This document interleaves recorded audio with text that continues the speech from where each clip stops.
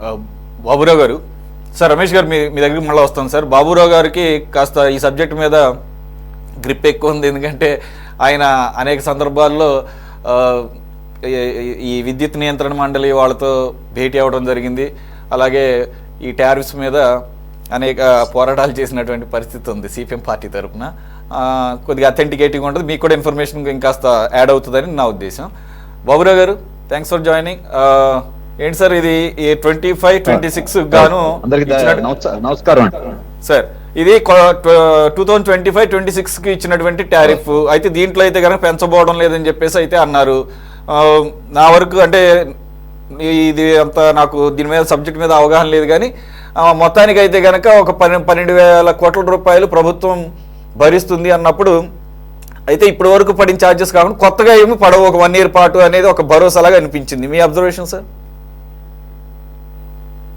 అంటే మొదట మాట నిలబెట్టుకున్నారు అని మీరు దీనికి ఒక టైటిల్ ఇచ్చారు. మాట తప్పారు అని పెడితే బాగుంటుంది. అంటే అది 25-26 అంటే అది 2000 అని ఎన్నికల మేనిఫెస్టోలో 25-26 నేను చెప్తున్నానండి. దానికి కూడా ఇప్పటికీ ఈ 9 నెలల కాలంలో ఈ ప్రభుత్వం అధికారంలోకి వచ్చిన తర్వాత 15,486 కోట్ల రూపాయలు FPPCA fuel power purchase cost adjust అంటే సర్దుబాటు ఛార్జీలతో ఈ గవర్నమెంట్ వచ్చిన తర్వాత నిర్ణయం తీసుకుంది. పాత ప్రభుత్వం పెంచింది, జనం ప్రభుత్వాన్ని అందుకే బాధుడే బాధుడు అని అంటే ఆ ప్రభుత్వాన్ని దించేశారు. కానీ ఇప్పుడు ఉమ్మడి బాధుడు కూటమి బాధుడు ప్రారంభమైంది. ఇప్పుడు మీ అందరి బిల్లుల్లో చూడండి, ప్రతి నెల బిల్లులో 4 రకాల సర్దుబాటు ఛార్జీలు మీకు కలిపి వస్తున్నాయి అందరి బిల్లులో. గతంలో ఒక సర్దుబాటు ఛార్జీ ఉంది, ఇప్పుడు 3 యాడ్ అయినాయి. మరి పాత ప్రభుత్వం తప్పు చేసింది, మీరు దాన్ని సవరించి మేము ప్రజలకి ఊరట కలిగిస్తామని చెప్పొచ్చారు. మీరు కూడా అదే ప్రభుత్వ బాటలో ప్రయాణం చేస్తున్నారు. అలాగే ప్రతి గత నెల బిల్లు మీద బాబురావు గారు యూనిట్ కి 40 పైసలు. బాబురావు గారు, ఇది ఏదైతే సర్దుబాటు ఛార్జీలు ఉన్నాయో ఈ 15,000 కోట్ల రూపాయలు ఆల్రెడీ పెంచారు కదా, వీటికి సంబంధించిన ఒప్పందాలు ఎప్పుడు జరిగినాయి అనేది కదా ఇక్కడ చూడాల్సింది. అవును, ఒప్పందాలు గత 25 ఏళ్ల కాలంలో జరిగినాయి, వైసీపీ హయాంలో జరిగినాయి, 25 ఏళ్లలో కూడా జరిగినాయి. ఎందుకంటే పీపీఏలన్నీ 1 సంవత్సరం 2 సంవత్సరాలకు కాదు, 25 ఏళ్లలో ఉన్నాయి. ఇప్పుడు ఎందుకు?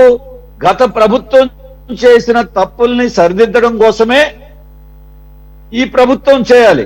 గత ప్రభుత్వం తప్పులు చేస్తే విచారణ చేయండి, వాళ్ళ దగ్గర నుంచి రాబట్టండి, అక్రమాలని అరికట్టండి. ఇప్పుడు ఛార్జీలు పెంచకుండా ఉండాలి. మేము 15,000 కోట్ల రూపాయలు పెంచి వచ్చే సంవత్సరం పెంచమంటే ఏప్రిల్ నెల దగ్గర నుండి వచ్చే బిల్లుల్లో కూడా ఇవి తీసేస్తారా? లేదే ఛార్జీలు పెంచలేదన్నారు, బిల్లు మాత్రం పెరుగుతుంది. ఇప్పుడు పెరిగింది, ఏప్రిల్ నుంచి కూడా పెరుగుతుంది. ఇది మాట తప్పటమే. అలాగే దీనికి సంబంధించినంత మేరకు ప్రతి నెల వచ్చే నెలలో 40 పైసలు యూనిట్ కి అదనంగా జోడిస్తున్నారు. ఛార్జీలు కాకుండా దొడ్డిదారిన పెంచడం గత ప్రభుత్వం చేసింది, ఈ ప్రభుత్వం దాన్ని అదనంగా చేసింది. చూడండి, ఏ బిల్లు అయినా చూడండి, ఇది వాస్తవం. ఇది అందుకనే ఇది భారం వేశారు. రెండో విషయం, ఇప్పుడు విద్యుత్ సుంకమని ప్రతి వ్యాపార సంస్థకి, చిన్న మధ్యతరగతి దుకాణాలకు కూడా ఒక్క యూనిట్ కి గతంలో 6 పైసలు ఉండేది. వైసీపీ ప్రభుత్వం దాన్ని 100 పైసలకు రూపాయికి పెంచారు. దాన్ని హైకోర్టుకు వెళ్తే ఈ ఎలక్ట్రిసిటీ డ్యూటీ రూపాయికి పెంచడం చట్ట విరుద్ధమని కొట్టేశారు. తెలుగుదేశం దాన్ని అప్పుడు డిమాండ్ చేసింది ప్రతిపక్షంలో, రద్దు చేయండి అని. ఇప్పుడు ఈ గవర్నమెంట్ ఏం చేసింది? మొన్న అసెంబ్లీలో దాన్ని చట్ట విరుద్ధమని హైకోర్టు చెప్పిన దాన్ని చట్టబద్ధం చేస్తూ చట్టాన్ని సవరించింది తెలుగుదేశం కూటమి ప్రభుత్వం. అంటే ఇక నుండి విద్యుత్ సుంకం ఛార్జీలు కాకుండా ఒక్కొక్కడికి యూనిట్ కి రూపాయి, 6 పైసల నుండి రూపాయి, అంటే 94 పైసలు పెరుగుతుంది. ఇది పాత బకాయిలు కట్టని వాడు హైకోర్టుకి వెళ్ళి స్టే చేస్తే వాళ్ళకి మొత్తం కట్టమన్నారు. ఇది భారమా కాదా?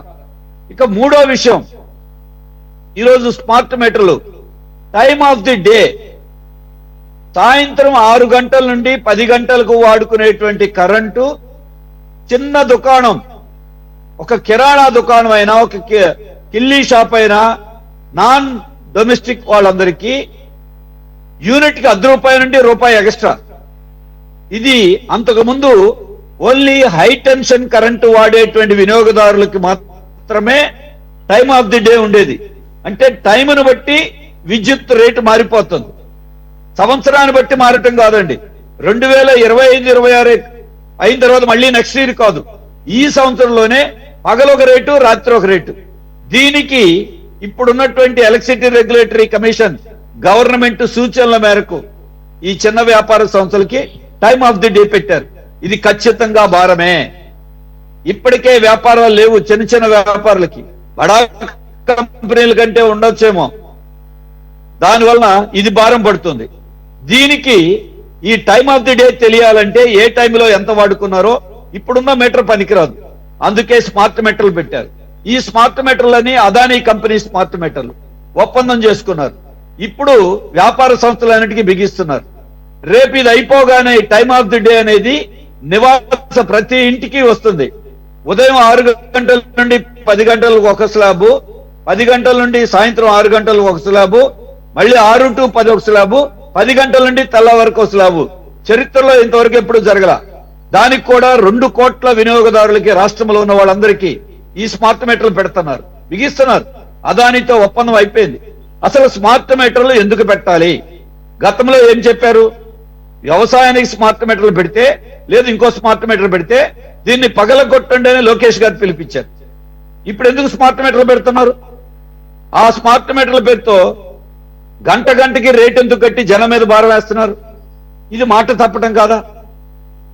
అలాగే ఇందాక చెప్పారు మిత్రులు,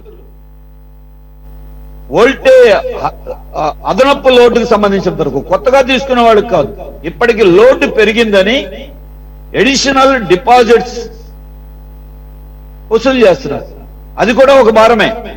50% రాయితీ ఇస్తామంటున్నారు. సహజంగానే ఇళ్లలో మార్పులు వస్తాయి. టీవీ పెట్టుకుంటారు, ఫ్రిడ్జ్ పెట్టుకుంటారు, అదనంగా వస్తుంది. ఇవి పెట్టారు కాబట్టి లోడ్ పెరిగిందని అదనంగా కట్టమంటే ఇది కూడా దొడ్డిదారుని భారం వేయటమే. అలాగే ఈ స్మార్ట్ మీటర్లకు అయ్యే ఖర్చు ఎవరు పెట్టుకోవాలి? రేపు ఈ స్మార్ట్ మీటర్ పెట్టిన తర్వాత 93 ఇన్స్టాల్మెంట్లలో ఇది వాయిదాల పద్ధతిలో మళ్ళీ ఇళ్ల దగ్గరే వసూలు చేస్తారు. నెలకి 120 రూపాయల నుంచి 200 రూపాయల వరకు. 2 కోట్ల మీటర్లు అంటే కనీసం 20,000 కోట్ల రూపాయల భారం పడుతుంది. ఇది ఎవరు కట్టాలి? ఇవన్నీ అందుకే టారిఫ్ ఛార్జీల పెంపుదల లేదు, కానీ భారాల పెంపుదల 10 రెట్లుంది. అలాగే 12,000 కోట్ల రూపాయలు ప్రభుత్వం భరిస్తుందని చెప్పారు. 12,000 కోట్ల రూపాయలు ప్రభుత్వం భరిస్తుంది. వ్యవసాయానికి ఇస్తున్న సబ్సిడీ, లేదు ఎస్సీ ఎస్టీలకు ఇస్తున్న సబ్సిడీ, అలాగే మిగతా తరగతులకు ఇస్తున్న సబ్సిడీ కింద గవర్నమెంట్ చెల్లించాలి, వాళ్ళ బాధ్యత అది. కానీ మిగిలిన వాళ్ళకి ఇచ్చిన పెద్ద సబ్సిడీ కానీ రాయితీ కానీ లేదు. అందుకే విద్యుత్ విషయంలో ఈ రకమైనటువంటి, అలాగే మళ్ళీ 2024-25 సర్దుబాటు ఛార్జీలు 4,000 కోట్ల రూపాయలు రెడీగా ఉన్నాయి. రేపు ఇది అయిపోగానే ఏ 2 నెలలకో 3 నెలలకో మళ్ళీ ఆ 4,000 కోట్ల 5,000 కోట్ల భారం పడతాయి. మరి ఇవన్నీ ఈ రోజు మీరు మేము ఛార్జీలు కాదంటే, ఛార్జీలా పేరు సర్దుబాటు ఛార్జీలా, ట్రూప్ ఛార్జీలా, ప్రజలకు అవసరం లేదా? బిల్లు పెరిగిందా లేదా, అదనపు భారం పెరిగిందా లేదా? అలాగే నాకు చెప్పినట్టు సెకీ ఒప్పందం 1,750 కోట్ల రూపాయలు గత ప్రభుత్వంలో ఉన్న పెద్దలకి ముడుపులు ఇచ్చి అదానీ కంపెనీ సోలార్ విద్యుత్ కి 25 ఏళ్ల ఒప్పందం చేసుకుంది. ఇది అక్రమం, అన్యాయం, అవినీతి జరిగిందని అమెరికా కోర్టుల్లో కూడా విచారణ జరుగుతూ ఉంది. ముఖ్యమంత్రి చంద్రబాబు నాయుడు గారు చెప్పారు, జగన్మోహన్ రెడ్డి గారు లడ్డూలాగా దొరికారని. ఎందుకు ఆ ఒప్పందాన్ని రద్దు చేయట్లా? ఒప్పందం రద్దు అయితే 3,000 కోట్ల భారం పడుతుందని చెప్పారు. ఎక్కడ పెట్టారు? ఏ చట్ట, ఏ అగ్రిమెంట్ లో ఉంది 3,000 కోట్ల భారం కట్టాలని? 1750 కోట్లు ముడుపులు ఇచ్చినప్పుడు, ముడుపులు ఇచ్చారని వాళ్ళు రుజువు అవుతున్నప్పుడు, గత ప్రభుత్వం జగన్మోహన్ రెడ్డి గారు తప్పు చేశారని మీరు చెప్తున్నప్పుడు, తప్పు చేసిన ఒప్పందాన్ని ఈ ప్రభుత్వం కొనసాగిస్తే కేంద్రం చెప్పిందని దీంట్లో తేడా ఏముంది? బీజేపీ, టీడీపీ, జనసేన, వైసీపీ నలుగురితో ఒకే మాట, అదానీ ఒప్పందం కొనసాగాలి. ముఖ్యమంత్రి గారు గత సంవత్సరం జూలై 12వ తారీఖున శ్వేతపత్రం విడుదల చేశారు. ముఖ్యమంత్రి అయిన తర్వాత 1,10,000 కోట్ల రూపాయలు ఈ అదానీ ఒప్పందం వల్ల అదనపు భారం పడుతుంది అని చెప్పారు. 1,10,000 కోట్ల రూపాయల భారం వేయటానికి నిర్ణయం తీసుకుంటే మీరు చెప్పినట్టు 3,000 కోట్ల భారం పడుతుంది. అది వాస్తవం కాదు. పోనీ మీరు చెప్పిందే వాస్తవం అనుకుందాం. 3,000 కోట్ల కోసం జనం మీద 25 ఏళ్ళు 1,10,000 కోట్ల రూపాయలు భారం వేస్తారా? ఎందుకు రద్దు చేయట్లా? ఎన్ని రోజులు నిపుణులతో మాట్లాడతారు? అదానీ ఏమి రాస్తున్నారు? మేము విద్యుత్ రెడీగా ఉంచాం తీసుకోండి అని. ఎందుకు రద్దు చేయట్లేదు? ఇది రేపు 1,10,000 కోట్ల రూపాయలు ఎవరు కడతారు? మళ్ళీ జనం మీదే కదా. 25 ఏళ్ళలో రెండోది 25 ఏళ్లలో ఇప్పుడు ఉన్నటువంటి 2.49 పైసలకు ఒప్పందం చేసుకున్నాం అన్నారు సోలార్. మిగిలిన ఛార్జీలన్నీ కలిపి 5 రూపాయలు అవుతుంది. ఇప్పుడు ఒకప్పుడు 12 రూపాయలు ఉన్న సోలార్ ఇప్పుడు 2.40కి 2 రూపాయలకు వచ్చింది. ఇంకొక 5 ఏళ్లలో అది రూపాయికి వస్తుంది. 10 ఏళ్లలో పావులాకు వస్తుంది అది. అప్పుడు కూడా దీన్ని మనం 2.49 పైసలే అదానీతో కొనాలి 25 ఏళ్లకు కూడా.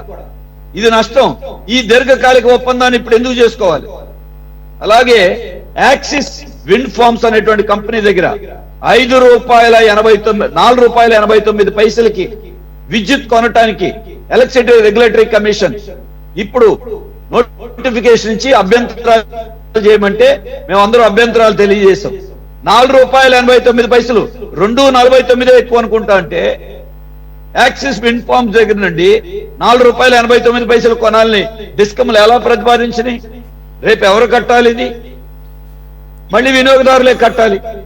నేను చెప్తున్నా, ఈ రోజు పత్రికల్లో వచ్చిన వార్తలు, ఇతర పత్రికలు తీసేద్దాం, ఈనాడు, జ్యోతిలో వచ్చిన వార్తలు ఈ రోజు చూడండి. ట్రాన్స్ఫార్మర్ల కొనుగోలులో ఎస్పీడీసీఎల్లో 60,000కు వచ్చే ట్రాన్స్ఫర్ 1,20,000 పెట్టి టెండర్ వేశారు. ఎవరు సొమ్మిది? గత ప్రభుత్వంలో అవినీతి జరిగింది. షిరిడి సాయి ఎలక్ట్రికల్స్ అనే సంస్థ దోచేసింది. దాని భారం ఇప్పుడు కడుతున్నాం. మరి అదే షిరిడి సాయి ఎలక్ట్రికల్ కంపెనీకి వ్యవసాయ విద్యుత్ మోటార్లకి మేము పెట్టమని రద్దు చేస్తే దాని మెయింటెనెన్స్ కోసం, ఇంకా దాన్ని అసలు ఆపరేషన్ లోకే రాకముందే మెయింటెనెన్స్ కి ఎస్పీడీసీఎల్ 300 కోట్ల రూపాయలు ఈ ప్రభుత్వంలో బిల్లులు పే చేసింది. ఎవరు సొమ్ము ఇదంతా? ఇలా మీకు చెప్పాలంటే నేను ఇతర పత్రికల్లో వచ్చిన చెప్పట్ల, ఈనాడు, ఆంధ్రజ్యోతి, ఇతర వార్తల్లో మేము ఇవన్నీ ఎప్పుడో చెప్పాం. వాటిల్లో వచ్చిన వార్తలైనా ఇప్పుడు అదానీకి, షిరిడి సాయి ఎలక్ట్రికల్ కంపెనీకి దోచిపెట్టి కాంట్రాక్టులన్నీ ఆ భారం సర్దుబాటు ఛార్జీల పేరుతో ప్రజల మీద వేయటానికి హక్కు ఎక్కడుంది? దీనివల్ల ప్రజల మీద భారం పట్టమే కాదు, పరిశ్రమలు మూతపడుతున్నాయి. ఫెర్రోలైట్స్ ఇండస్ట్రీస్ మూతపడినాయి, అలాగే స్పిన్నింగ్ మిల్స్ మూతపడినాయి. మేము కొత్త ఉద్యోగాలు ఇస్తామన్నారు. ఉన్న పరిశ్రమలు మూతపడితే ఉపాధి దెబ్బతింటుంది. అలాగే రైల్వే వాళ్ళు ఒక లెటర్ రాశారు ఈఆర్సీకి. రైల్వే విద్యుత్ కి ఏ రాష్ట్రంలో లేనంత ఎక్కువగా ఇక్కడ టారిఫ్ ఉంది, మాకు రైల్వేకి ఇబ్బంది వస్తుంది, కాబట్టి టారిఫ్ తగ్గించండి అని రైల్వే అధికారులు ప్రభుత్వానికి ఈఆర్సీకి లెటర్ రాశారు. మరి ఇవన్నీ మీకు సోదాహరణంగా నేను మీకు చెప్పడమే కాదు, ప్రతి విషయాన్ని ఎలక్ట్రిసిటీ రెగ్యులేటరీ కమిషన్ కి లేఖల రూపంలో అభ్యంతరాలు తెలియజేశాం. దాని ముందు మాట్లాడాం. అయినా సరే కార్పొరేట్లకి లాభాలు కురిపిస్తున్నారు, ప్రజల మీద భారాలు వేస్తున్నారు.